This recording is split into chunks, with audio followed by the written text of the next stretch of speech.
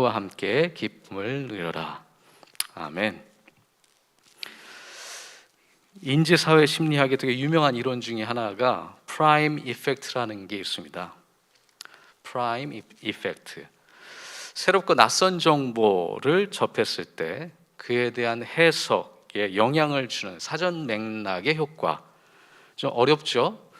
유명한 실험을 한번 상상해 보겠습니다. 존 버그 교수님이 한 실험인데요.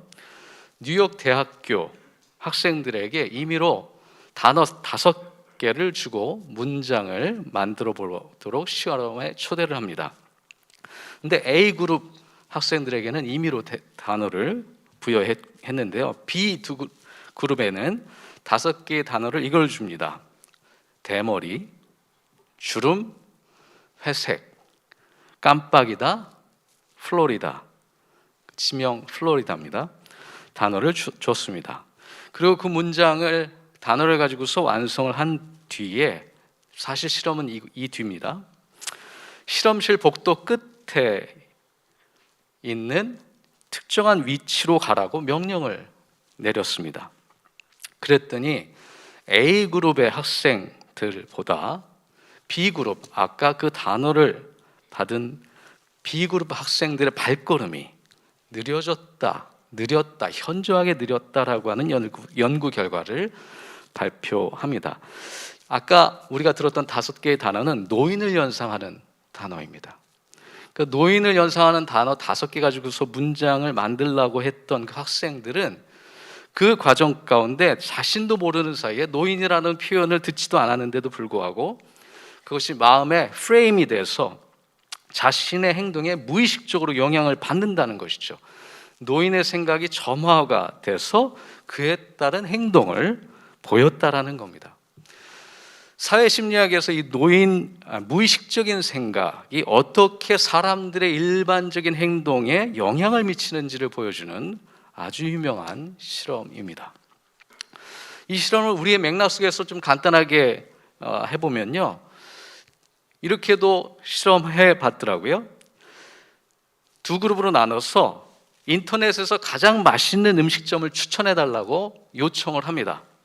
근데 A그룹은 아무 화면이 없는 그냥 민자의 검색 엔진을 보여주고 B그룹에는 검색 엔진 바로 전에 태극기를 살짝 보여주고 끕니다. 그랬더니 A그룹보다 B그룹의 사람들이 가장 맛있는 음식점을 소개할 때 한국 음식점을 더 많이 추천했다는 겁니다. 이해가 되시죠? 우리는 의식하지 않습니다. 우리는 인식하지 않습니다. 모릅니다. 모른다고 얘기할 수 있는데 우리의 행동, 우리의 판단, 우리의 생각, 우리의 감정에 이 무의식적인 요소들이 강력하게 작동한다는 거죠. 우리의 직장 문화, 우리의 일상에는 어떤 무의식의 가치관이 영향을 미치고 있는지 돌아보게 됩니다. 지난주에 코로나 이후에 3년 만에 대면으로 학회가 열려서 참여했습니다. 3년 만에 오랜만에 이렇게 신학자들 또한 목사님들 만나서 이야기를 하다 보니 담소도 길어지고 어떤 변화가 있었는지를 돌아보게 됐는데 10년 전과 혹은 15년 전과 비교했을 때 한국 사회가 지금 변한 가장 큰 요소 중에 하나가 이 돈의 가치, 돈에 대한 중요성이 아니라 이제 돈에 대한 집착과 강박이 사회 보편적으로 되게 수용되고 강화되는 느낌을 받는다는 겁니다. 돈에 대한 가치가 이제는 무의식적인 욕망으로 자리 잡아서 보편적으로 표현돼도 예전에는 그것을 수치심으로 혹은 좀 겸양쩍게 표현됐던 것들이 지금 아주 다양스럽게, 자연스럽게, 당연하게 여겨진다는 거죠. 그러면서 부동산이라든지 아니면 주식이나 비트코인 같은 열풍들이 이제 막 일고 있다는 거죠. 우리의 무의식에 이 돈이라고 하는 것, 그 프레임이 작동해서 우리의 생각, 판단, 행위가 영향을 받는다는 겁니다. 그러나 우리는 또한 그 사실을 압니다. 돈과 물질이 우리의 마음을, 우리의 삶을 풍요롭게 만드는 데는 한계가 있다는 걸 압니다. 돈에 매이면 이 결핍과 결여라고 하는 프레임에서 자유롭지 못하는 걸 알죠. 그죠? 끊임없이 욕망합니다. 끊임없이 달라고 합니다. 뭐가요? 돈이요. 우리의 무의식이 거기에 그 프레임에 갇히면 우리는 결단코 만족해하기 어려운 불행한 삶을 살 수 있다는 사실을 압니다. 그렇게 되면 감사가 사라지겠죠. 불평과 불만이 더 늘어나겠죠. 네. 오늘 말씀, 오늘 중요한 행사들이 많아서 좀 짧게 같이 나누고자 합니다. 오늘 말씀 너무 유명한 비유죠. 예수님이 비유를 들어서 하나님 나라를 설명하시는 이야기 중에 하나입니다. 어떤 주인이 먼 나라로 여행을 가면서 집사 3사람을 불러다가 자신의 재산을 맡깁니다. 5달란트, 2달란트, 1달란트. 그리고 오랜 뒤에 라고 하는 표현이 나옵니다. 오랜 뒤에 돌아와서 자신이 맡긴 재산에 대해서 집사들에게 세임을 한다라고 하는 표현이 나옵니다. 그리고 나서 5달란트 받은 사람은 5달란트를 붙여서 10달란트, 2달란트는 4달란트를 만드는데 1달란트 받은 사람은 그냥 1달란트만 들고 옵니다. 이거는 우리가 교훈적인 측면에서 주일학교에서도 1달란트 받은 사람에 대해서 많이 좀 지적하는 이야기로 나옵니다. 근데 여기서 우리가 한 가지 좀 생각해야 될 것은 이 5, 2, 1를 양으로 생각을 해서 하나님도 차별을 하시는구나 라고 생각할 수 있는데요, 그렇게 삐딱하게 생각하지 않는다면 이 숫자는 여기서는 다른 재능과 또한 개성을 의미합니다. 여기서 달란트라고 하는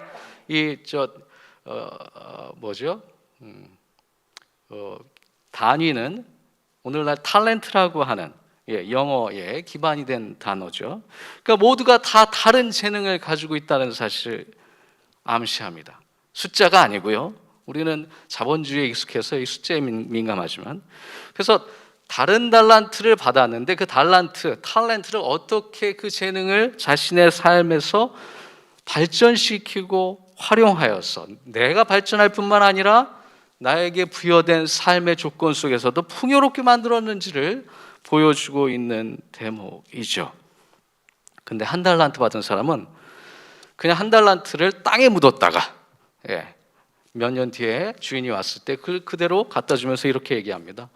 주인님, 제가 아는 주인님은 거두지 않는 것에서 원치 않고 아주 무서운 분이기 때문에 내가 그냥 그걸 가져왔습니다 라고 뻔뻔하게 얘기하죠. 근데 오늘은 그 얘기는 듣지 않으려고 합니다. 왜 그러느냐? 5달란트와 2달란트 받은 사람의 이야기가 우리 직장 생활이 너무 많기 때문에 그렇습니다.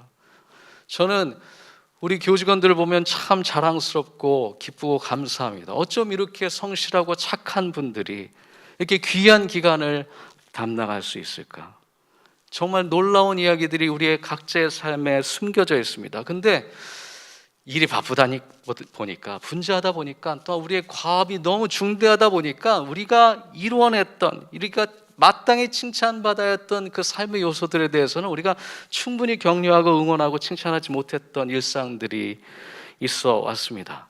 오늘은 조금은 좀 칭찬받아 마땅한 우리의 삶에 대해서 우리가 서로 칭찬했으면 좋겠습니다. 어찌하여 이 5달란트와 2달란트 받은 사람들은 이렇게 훌륭한 과업을 성취할 수 있을까요? 책임감이겠죠.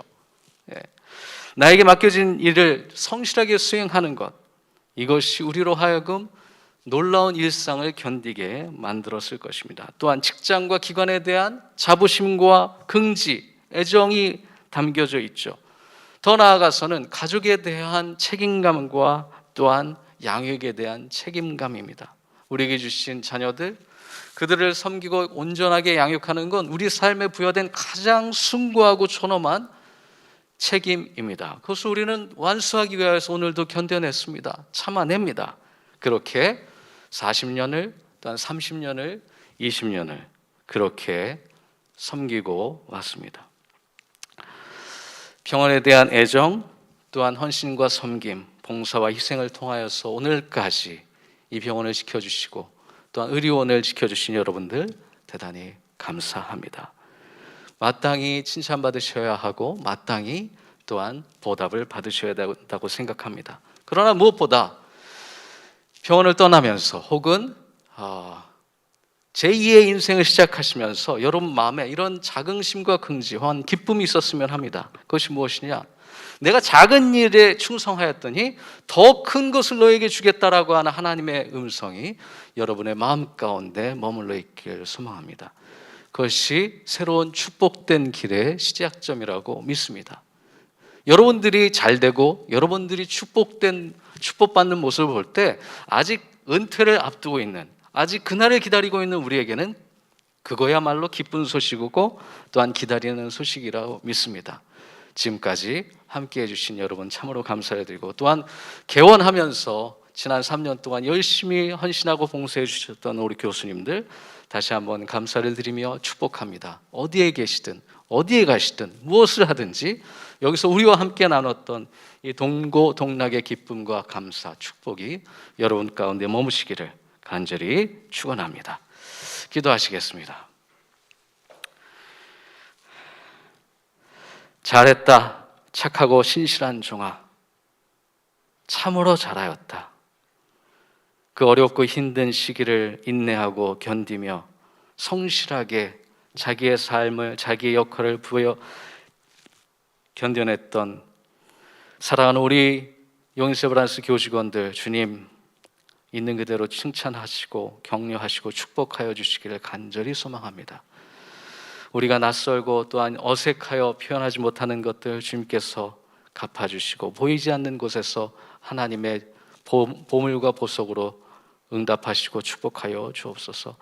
또한 우리의 미래가 된 그분들, 우리도 오늘 견뎌내고 이겨내어서 우리에게 주신 사명을 기쁘게 감당하고 그 언젠가 우리에게 맞이할 그 날도 또한 감사와 기쁨으로 가득 찬 우리의 인생이 될 수 있도록 축복하여 주옵소서.